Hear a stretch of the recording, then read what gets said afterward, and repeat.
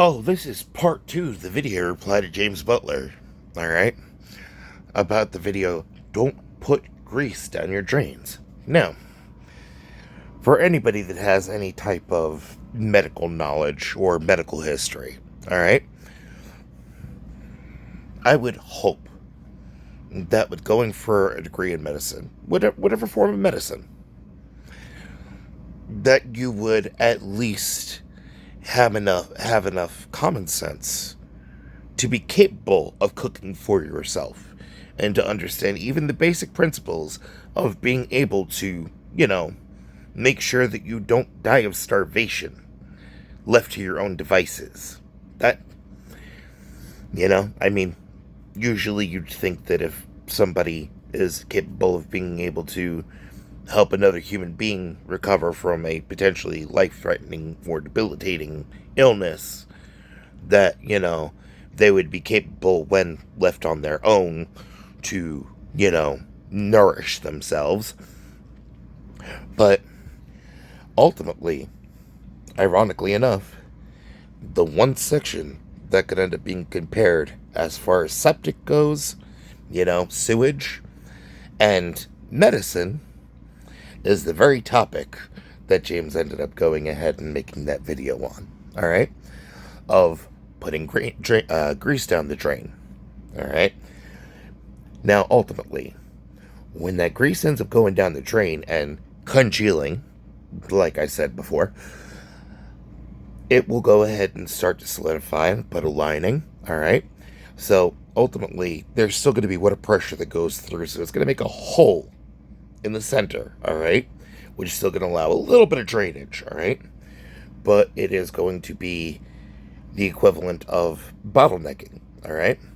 Where you have a small area of release and the amount of pressure that ends up being capable of getting through there will determine the capability of water flow, alright?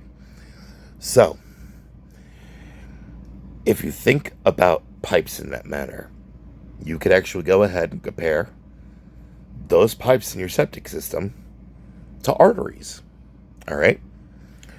So, when your arteries end up going ahead and getting a massive buildup of, fats and, cholesterol, very heavy, dense caloric intake, ultimately, you have a lack of capability of that blood to be able to flow through, and it causes the heart to work harder, alright?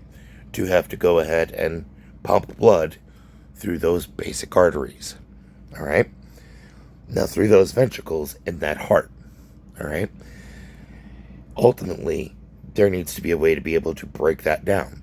Part of the reason to, have to go ahead and watch your diet, high cholesterol, it will kill you, alright? That's the reason why living on a diet of red meat will go ahead and put you in an early grave. It's called the Widowmaker for a reason. Because all that cholesterol that ends up building up,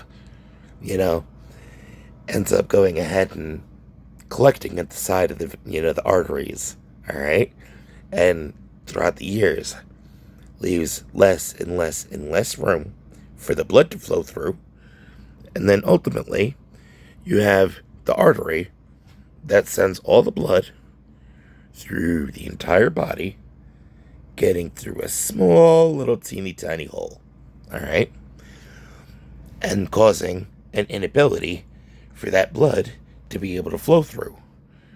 So when you start feeling a throbbing, that is the area in that artery that the veins are not able to go ahead and get those red blood cells through to be able to get through to the area of the body where it is needed. Due to the fact that those red blood cells end up going ahead and carrying oxygen to that specific ligament and limb. Alright? Which will end up going ahead and causing you to need to get cardiovascular surgery, like for example, stents. Alright? It will also cause a early erosion of functionality of those ligaments and limbs, potentially leading to amputation.